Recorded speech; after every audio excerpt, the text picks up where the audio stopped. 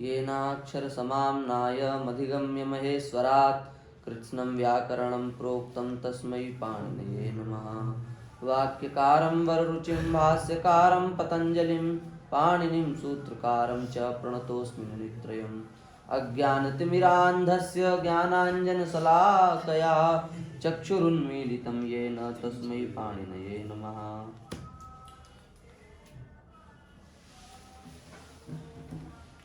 नित प्रत्ययों के व्याख्यान में वही प्रत्यय आया 3, 2, 147 नंबर सूत्र है। देवी पुरुषोष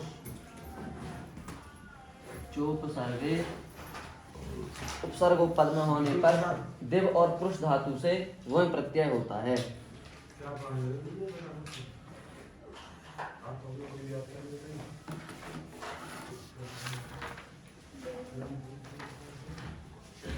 और इसके ऊपर जो सूत्र है 46, 3, 2, 146 उससे भी वो होता है। वो सूत्र आप देख लेना, यहीं पर लिखा है, लंबा बड़ा सूत्र है। निंद हिंस क्लिश खाद विनाश। इस सूत्र से भी निंद आदि धातुओं से तच्छील आदि अर्थ गम्यमान होने पर कर्ता अर्थ में वही प्रत्यय होता है। ठीक है, निंद आदि धातुओं से तच्छील आदि अर्थों में और कर्ता अर्थ में वही प्रत्यय होता है। ये है 146 नंबर का अर्थ। और दिव और पुरुष धातु यदि उपसर्ग पूर्वक हो तो उनसे वही प्रत्यय होता है। ये 147 का अर्थ।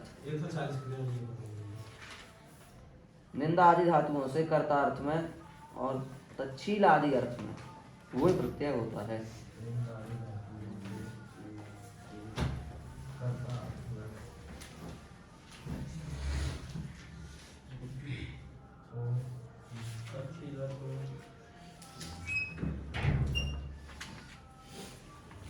तच्छील अर्थ में वही प्रत्यय होता है।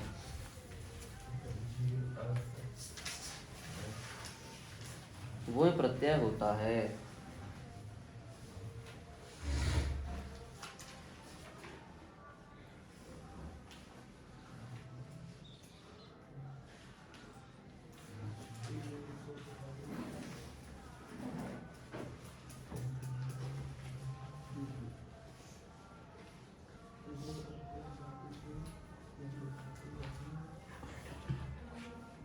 ठीक है, तच्छील आदि अर्थों में कौन सा प्रत्यय होता है? वही प्रत्यय होता है। तो हमने मान लो धातु ली निंद और निंद धातु से किया हमने वही प्रत्यय, वो को हो जाएगा अक। निंद अक मिला दिया हमने निंदक, सर कर दिया निंदका। हिंस धातु से करेंगे तो क्या बनेगा? हिंसकः।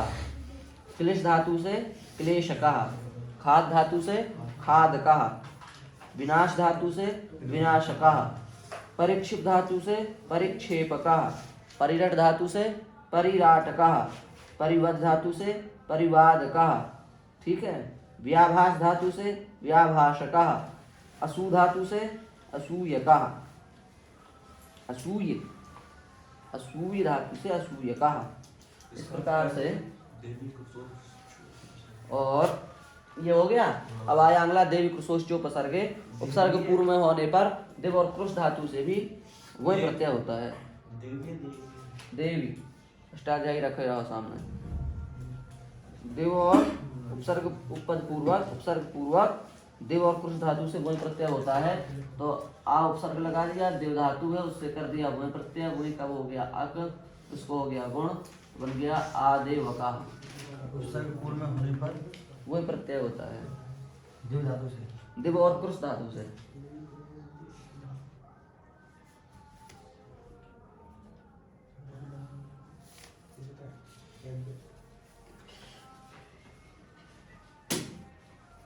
हो गया। तो देव और कृष धातु से हमने क्या कर दिया? वह प्रत्यय कर दिया, तो बन गया आदेवकः। कृष धातु से आक्रोशकः।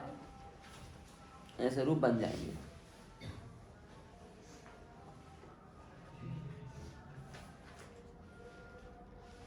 हो गया। ये केवल सूत्र लगा रहे हैं, बाकी प्रक्रिया आपने वही है। ये वही प्रत्यय की सूत्र हो गए। दो सूत्र हुए, एक निंद हिंस और दूसरा देवी कृशोश्चोप सर्गे। अब अगला प्रत्यय आया अपना उकाय। 3 2 154 के 154। देख लो अष्टाध्यायी में इस सूत्र का अर्थ ये है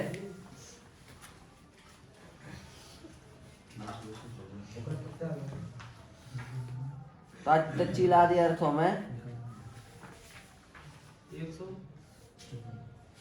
लशारी धातुओं से तच्छील आदि अर्थों में लश धातु से तच्छील आदि अर्थों में लश धातु से कर्ता अर्थ में लश आदि धातुओं से लिखा है ना, लश आदि कर लेना।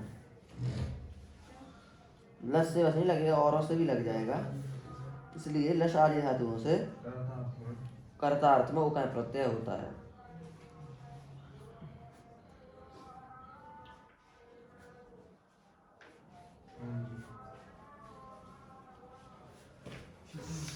तो हमने किया लश उकाय वृद्धि हो जाएगी, जड़ित प्रत्यय बन जाएगा लाशुका। हाँ हाँ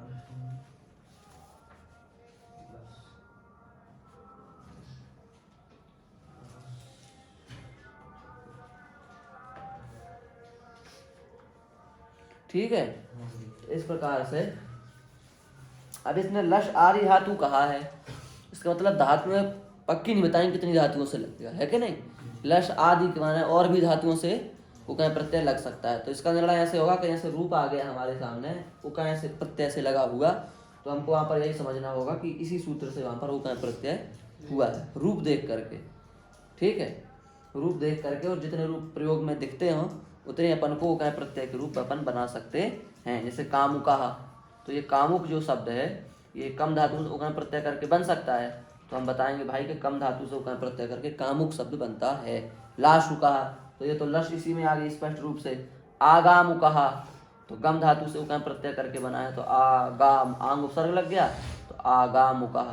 तो इस प्रकार से प्रयोग के हिसाब से अपन समझेंगे कि यहाँ उकाय प्रत्यय लगा है, और वह उकाय प्रत्यय इसी सूत्र से लगा है। किस सूत्र से?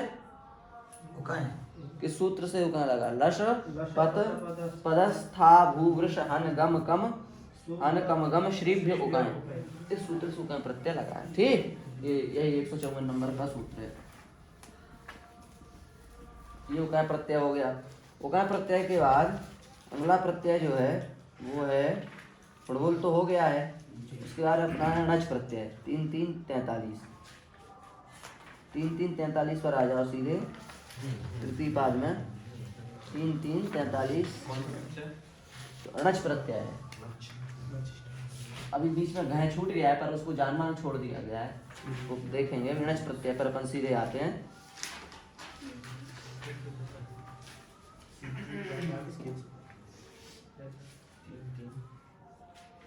कर्म व्यतिहार अर्थ में नच प्रत्यय करने वाला सूत्र है 3 3 43। हाँ, 43 लिखा आपने, इसी को 43 कहा जाता है। 43 कर्म व्यतिहारे नच स्त्रियाम, कर्म व्यतिहार अर्थ गम्यमान होने पर धातु से नच प्रत्यय होता है। कौन सा? कर्म व्यतिहार, कर्म क्रिया व्यतिहार परस्पर करणम तस्मिन् गम्यमाने सच धातो नच प्रत्ययो भवति स्त्रीलिंगे वाच्ये। कर्म व्यतिहार अर्थ में धातु से नच प्रत्यय होता है स्त्रीलिंग गम्यमान होने पर। धातु से नच प्रत्यय होता है। णच णच नहीं णच।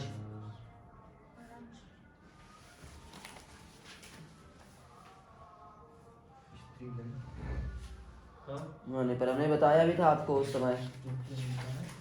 स्त्रीलिंग पढ़े होने को? स्त्रीलिंग अर्थ द्योतित होने पर।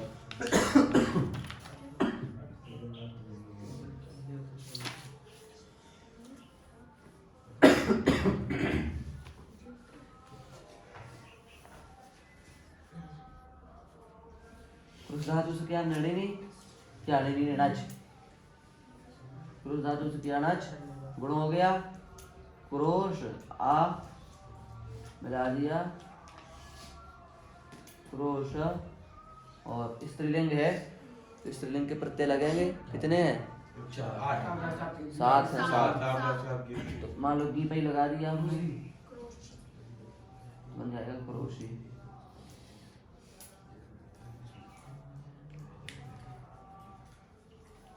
ठीक है,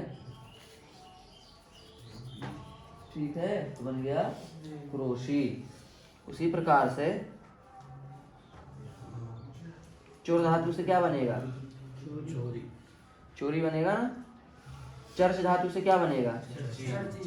चर्ची। लिख धातु से, हाँ, तो अपन को लगेगा कि ऋणी प्रत्यय का रूप है, लगता नहीं देख सुन करके लेखी, पर ये है कौन सा? णच।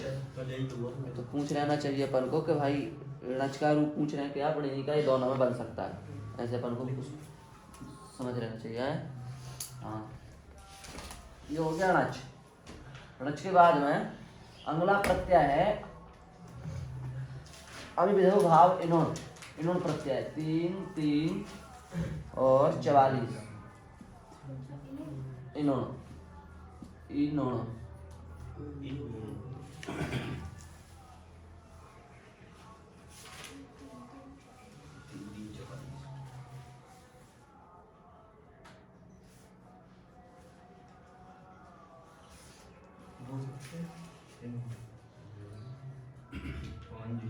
इनके अर्थों की ज्यादा व्याख्या नहीं कर रहे हैं क्योंकि थोड़ा क्लिष्ट है, इसलिए केवल सूत्र, किस सूत्र से प्रत्यय हो रहा है इसी पर विशेष वो कर रहे हैं।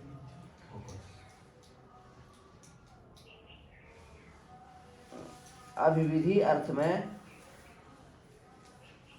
अभिविधि गम्यमान होने पर ऐसे लिख लो, अभिविधि गम्यमान होने पर, अभिविधि माने होता है अभिव्याप्ति, संपूर्ण रूप से व्याप्त हो उस चीज में वो, समझ गए? तो लिख लो अभिविधि गम्यमान होने पर धातु से भाव अर्थ में नुण प्रत्यय होता है। अभिविधि गम्यमान होने पर धातु से भाव अर्थ में नुण प्रत्यय होता है। इनोन प्रत्यय होता है।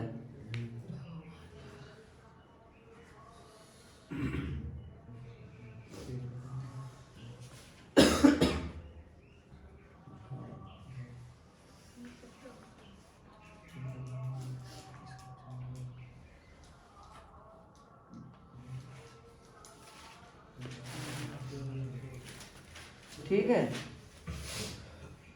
तो हो गया ना। अब तो अब इनोन प्रत्यय हो गया। अब इनोन प्रत्यय के बाद में पहले ही वो लिखवा दिए उदाहरण तो हर चीज के। अब इनोन प्रत्यय के बाद में अगला प्रत्यय है अपना णमुल भी हो गया है ना जी। णमुल प्रत्यय का भी सूत्र हो चुके हैं। णमुल के बाद खमोय प्रत्यय का सूत्र नहीं हुआ अभी है। 4 4 25, 3 4 25,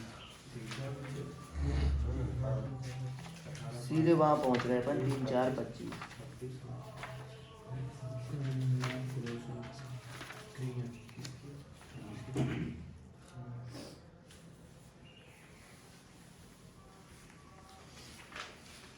तीन 4 25 कर्मण्या क्रोशिक किया खमोय प्रत्यय।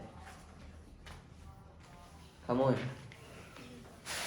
कर्म पद होने पर क्री धातु से खमोय प्रत्यय होता है। कर्म उपपद में होने पर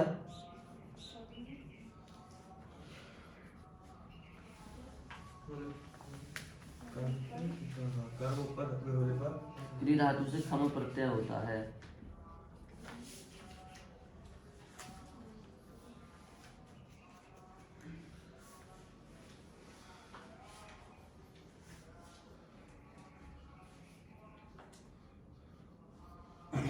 आक्रोश अर्थ गम्यमान होने पर, उसके आगे आक्रोश माने क्रोध, गुस्सा।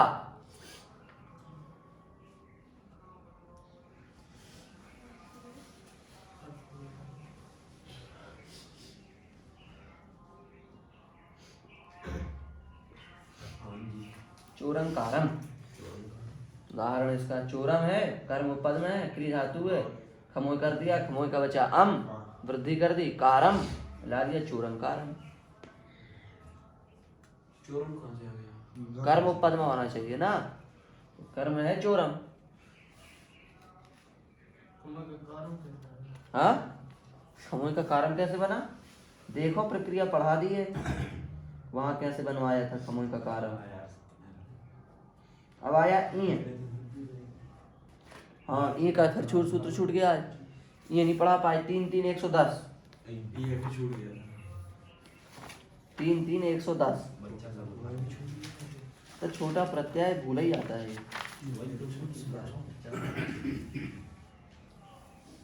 3 3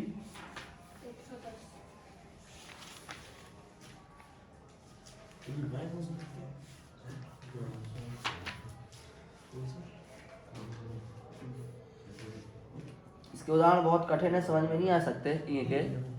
इसकी प्रक्रिया थोड़ा कठिन है, इसलिए केवल ये का सूत्र देख लो बस, और उदाहरण से भी ज़्यादा प्रयोजन नहीं रखना है।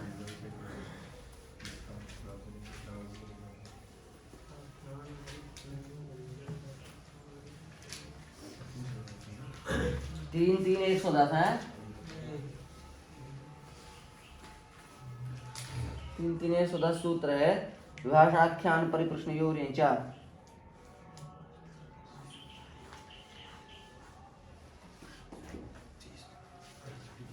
आख्यान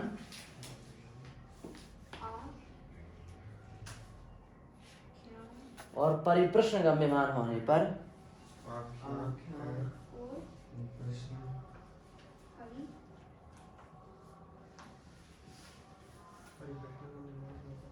परिप्रश्न और आख्यान अर्थ गम्यमान होने पर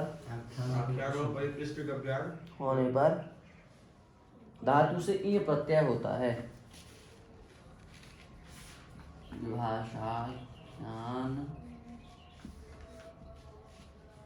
परिप्रश्न योग ऋण चा सूत्र है। विभाषाख्यान परिप्रश्न योग ऋण चा।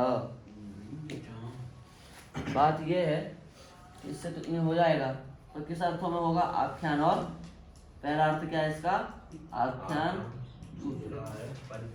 परिप्रश्न।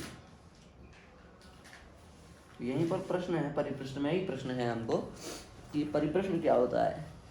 तो परिप्रश्न माने होता है पहले प्रश्न करना, और आख्यान माने होता है उसके सिद्धांत रूप में कोई उत्तर देना, उसको कहते हैं आख्यान। आख्यान पहले प्रश्न किया और उस प्रश्न का हमने सैद्धांतिक रूप से क्या दिया? उत्तर। उसको क्या कहा जाएगा? आख्यान। तो परिप्रश्न पहले होता है कि आख्यान पहले होता है? परिप्रश्न, प्रश्न पहले होगा तभी तो उत्तर देंगे। प्रश्न ही नहीं है तो उत्तर क्या देंगे? तो पहले क्या होगा? परिप्रश्न, बाद में क्या होगा? आख्यान। यही होता है ना। तो इसी प्रकार से सूत्र में भी पहले क्या होना चाहिए? परिप्रश्न, बाद में क्या होना चाहिए? आख्यान। सूत्र में पहले क्या है? आख्यान, बाद में क्या है? परिप्रश्न। ऐसा क्यों किया? कुछ बिगाड़ने वाला तो था नहीं। देखो ऐसे कर देते ना, विभाषा परिप्रश्नात्, हाँ, परिप्रश्नाख्यानयो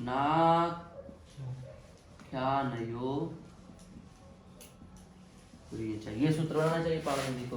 परिप्रश्न पहले, आख्यान बाद में। पर उन्होंने क्या किया? आख्यान पहले, परिप्रश्न बाद में। क्या दृष्टि थी पाणिनि जी की इसमें?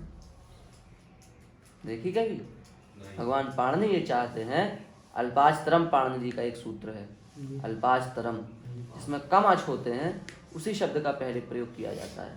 तो यदि पाणिनि जी यहाँ पर परिप्रश्न का पहले प्रयोग कर दें, आख्यान का बाद में करें, परिप्रश्न में ज्यादा स्वर हैं कि आख्यान में ज्यादा स्वर हैं?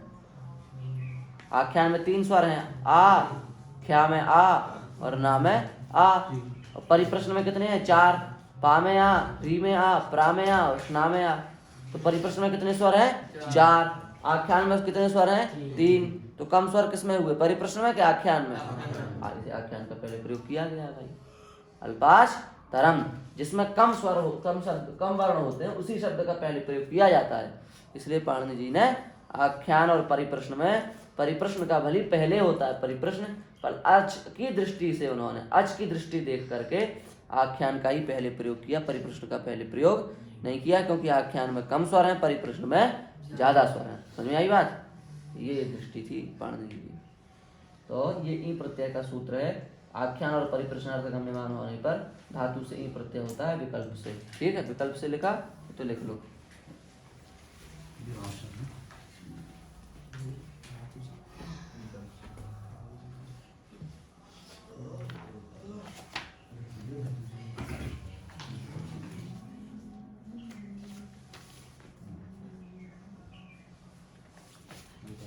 110 3 110 में ही 110 में ही ये तो अपन ने ये पढ़ा। और 10 से अगला 11 नंबर सूत्र णोच 3 3 111 णोच। ये भी हमने बताया था उस दिन। पर्याय, अर्ह और उत्पत्ति, इन तीन अर्थों में धातु से णोच प्रत्यय होता है। पर्याय, अर्ह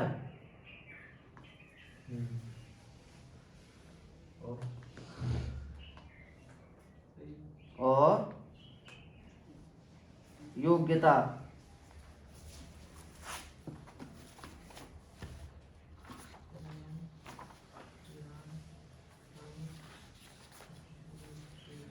योग्यता इन तीन अर्थों में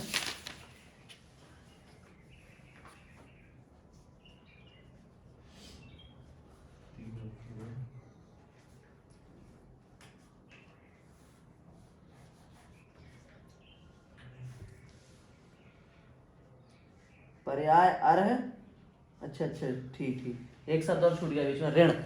पर्याय, अर्ह, ऋण और योग्यता, नहीं, पर्याय, अर्ह, ऋण और उत्पत्ति, नहीं रुक जाओ, गड़बड़ हो गया। पर्याय, ऋण, अर्ह और उत्पत्ति। योग्यता का अर्ह का ही पर्यायवाची शब्द योग्यता है। योग्य लिखना हो लिखे जाओ। पर्याय, अर्ह, हाँ, उत्पत्ति। उत्पत्ति।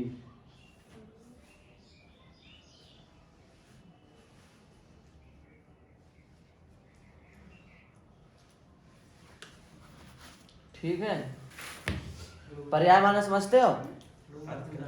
पर्याय, अर्ह, ऋण और उत्पत्ति, इन अर्थों में धातु से णुल प्रत्यय होता है। णोच णोच।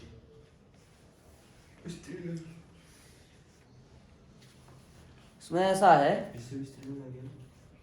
हाँ, पर्याय माने होता है भाई, पर्याय माने होता है क्रम, और अर्ह माने होता है योग्यता,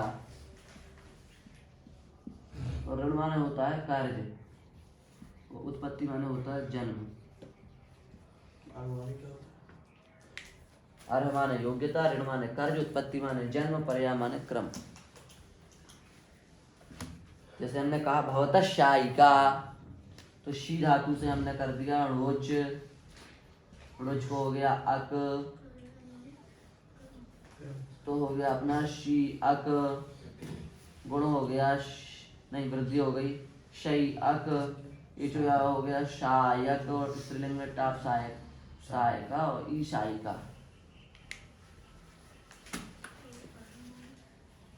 समझ गए? नहीं समझे? बात बैठ रही है दिमाग में? भवता शायिका माने क्या? भवता माने क्या होता है?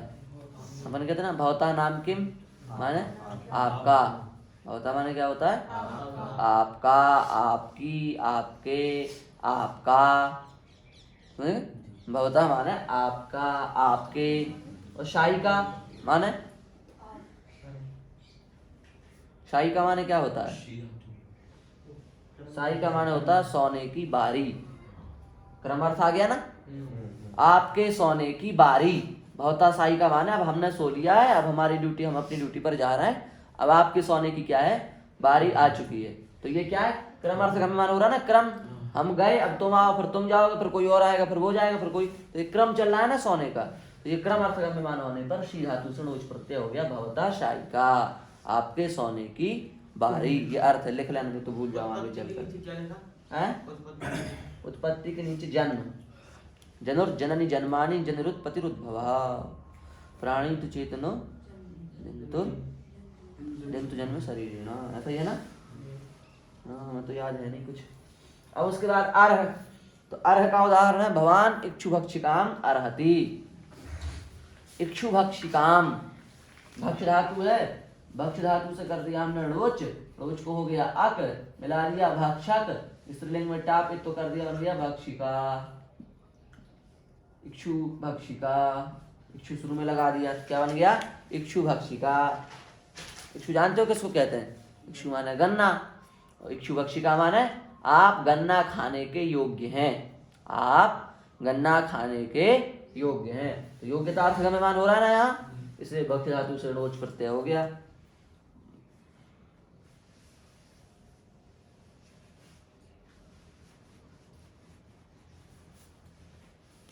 अब पा धातु से कर दो णोच, णोच तो क्या बनेगा? पाइका, पय लगा दो, बन जाएगा पयक पाइका। ये किस अर्थ में? ये ऋण अर्थ में है। आप मुझे आपका मेरे ऊपर दूध पिलाने का कर्ज है, दिए होंगे कुछ पैसा वैसा, फिर कहा होगा कि नहीं चुका पाओ तो दूध पिलाना हमको भरपेट, ऐसा कुछ हुआ होगा तो वही कह रहा है वो। या फिर किसी ने दूध पिलाया होगा, फिर कहा होगा अगली बार तुम पिलाना, तो नहीं पिलाया, कह रहा है भाई आपका मेरे ऊपर दूध पिलाने का कर्ज है, आप मुझे दूध पिलाएंगे, तो ऋणार्थ का गम्यमान हो रहा है, तो यहाँ भी णोच प्रत्यय हो गया। और इक्षुभक्षिका उत्पत्ति, इक्षुभक्षिका उत्पत्ति में भी इसी को ले लो, इक्षुभक्षिका। हम गन्ने की उत्पत्ति करते हैं, इस अर्थ में भक्ष धातु से णोच प्रत्यय हो जाएगा। समझ गए? कहने का मतलब यह है कि यदि ये अर्थ गम्यमान हो, ये अर्थ आ रहा हो, ये अर्थ निकल रहा हो, ये अर्थ निकल रहा हो, तो भक्ष धातु से णोच प्रत्यय करना चाहिए। ठीक है, इस प्रकार से अपने लगभग और देख लेंगे, छाट लेंगे, परंतु लगभग सारे यथनित प्रत्ययों की व्याख्या सूत्रार्थ के सहित हो चुकी है। ठीक है।